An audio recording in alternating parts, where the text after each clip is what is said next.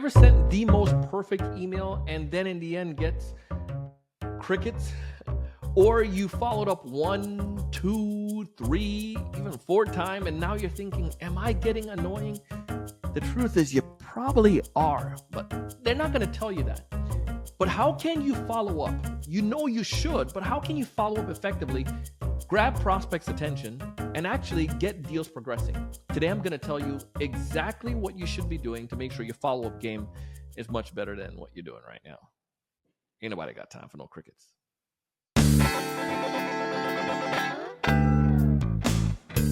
Hey, everyone. Welcome to another great episode of the Sales Evangelist Podcast. I'm your host, Donald C. Kelly, the Sales Evangelist. And I'm so excited for another great episode. I'm so excited to be here with you today. On this episode today, I'm going to be talking about following up, what you should be doing and how you should follow up effectively. If this is your first time listening to our podcast, subscribe. I'm going to notify you every time we drop a new piece of content. But specifically today, we're going to be talking about following up because I've done the same exact thing that you are in. You have this dilemma going on right now. You've sent out 1, 2, 3, 4 emails, and now you're at the point where you're like, dude, is this becoming too stalkerish, too annoying? What can I do to make sure that I follow up effectively and properly?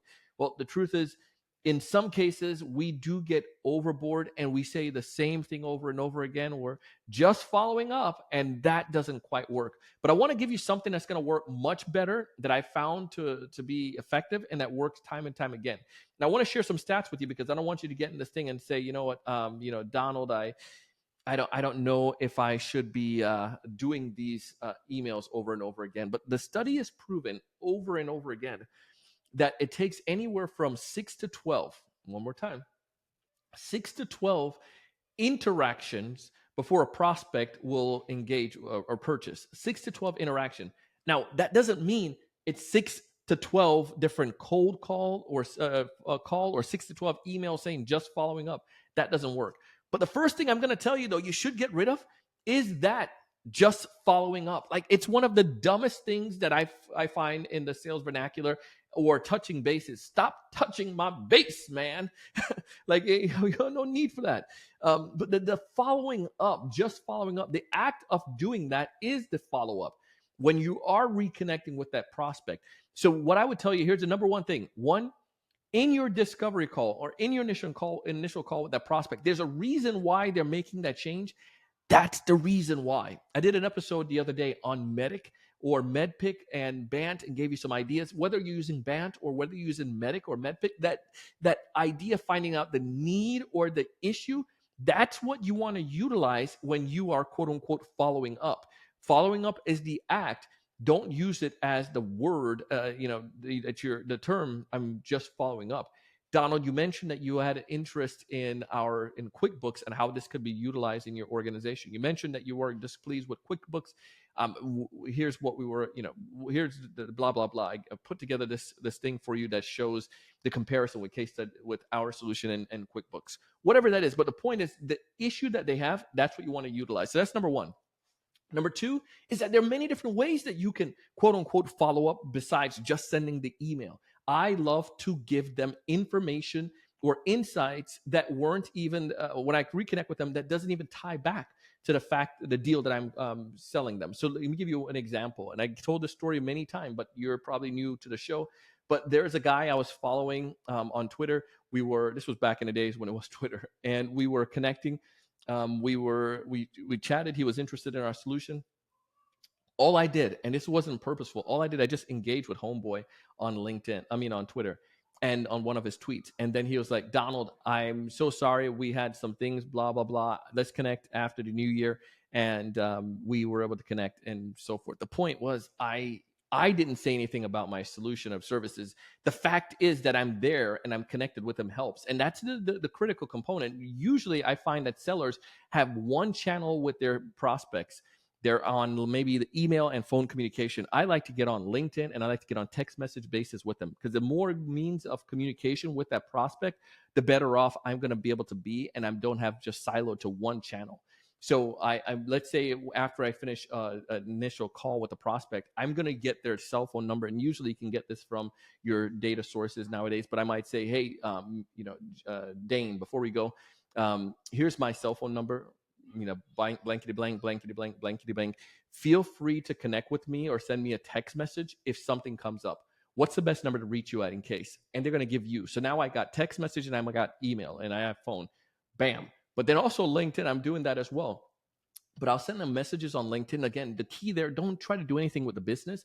Do something that may be of interest. You might see that they're in, you find something that's cool about them, or you see that they're in, connect with somebody that you know as well. Not to ask for anything, but I was like, say, hey, it was great connecting the other day, Donald. By the way, I saw that you're connected with Jeremy Smith as well. We went to high school together. Cool dude. Anyways, look forward to connecting next week. But the point is, I'm just dropping a message to them. That is a follow up. And it's a reminder for them. But because it's not like the person gets amnesia after they meet with you, and you have to tell them that this is follow up now. The fact that you reach out to them again, that is the follow up. They are going to remember you, and they are going to remember that they had a conversation with you last week. So those things are follow up. And I'll give you some creative ways. I've seen some folks do this, which was awesome. They might engage you in some of their content. Hey, I'm doing a blog, or my company's doing this, and you might, maybe it's for a deal that's stalled, and you get that person to reply back because their insights now. It's not even asking for the deal. It might just say, hey, our company's working on a blog. Would love to get a comment from a CRO. Would you be willing to drop a line? But that's a good follow up with that. Or perhaps we did a piece of content relative to the pain or issue that you identify in a band. Donald, remember you mentioned your personal story about doing so-and-so in this issue. We did a webinar last week, and there's part of it, minute number 6 to 8. We our CFO Tasha shares an insight that I think relate best to you. Check out that story here, but you share the YouTube link or whatnot. You can watch that part. That is following up without saying, hey, are you ready to buy? Like that doesn't work. The other one too is, you think about it, you can even give it like a coffee break. Might say something like, hey, Donald, I know life gets crazy and gets busy.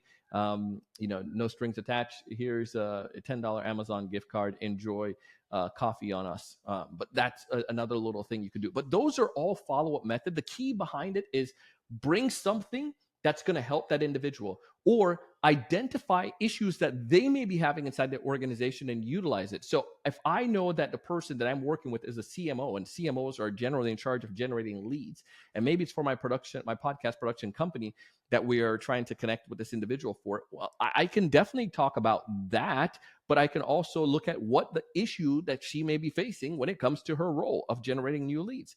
I might recognize, one of the biggest things that some of the market CMOs are sharing with me is how can they convert, their sales rep convert initial leads, and to utilize AI in that process. Here's a sequence that we see some of the other CMOs that we work with are doing.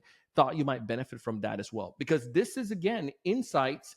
It's not about my solution, but it's an insight that I can give them that can help them out. And that's where your consultative part comes in as a seller. I mean, there are many different things you can do to follow up, but the key is you got to do it. I just gave you a bunch.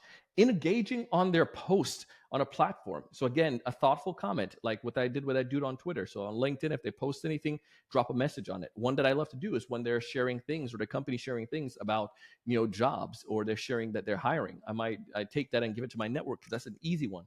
Might say, hey everyone, check out what at my friend, my new prospect at Jefferson's just posted. They're looking for SDRs. If you know anyone, just go ahead and drop a message. Let Jefferson know, and or whatnot, or share this with them. But that is another way of me following up. They're going to see and say, "Oh, Donald's trying to help me out, trying to promote me out to his community." Awesome. Or maybe even it's going to be like a simple thing, like maybe their company has just posted some record numbers. Comment on it, and then take that and then share it. Say, Justin saw that micro ship. I'm making this up right now, making up some name. Let's put Kelco. The Kelco is doing just did some record numbers this year. Congratulations! I'm sure it was you're a critical part of that just as much as the rest of the team. Anyways, congrats. But that is a means of following up. So many other ways. And again, I'm not against you call the person, but just don't say, hey, just following up. Bring up something that you from your previous conversation. Usually you have some task or some action items. You can bring those up as well. Anyways, that's some of the things I hope that can help you out. And when it's all said and done, again, following up is a critical component. Recognize that you need to bring something that's going to help them out. Make sure you look for creative ways you can do so. I gave you several different examples of what you can do. And then also just have fun with it. You got to do it. You got to do those 6 to 12 touches. And when you do that, magic starts happening. Listen, I want you to thrive. I want you to succeed. I want you to be creative. If you want to learn some more unique ways of how you can follow up and to practice some of them, check out our mastermind. Go to thesalesevangelist.com/mastermind. I want you to succeed more than anything. And I want you to build pipeline and generate business. And most importantly, I want you to raise your level of thinking and go out and do big things. See you on the next one.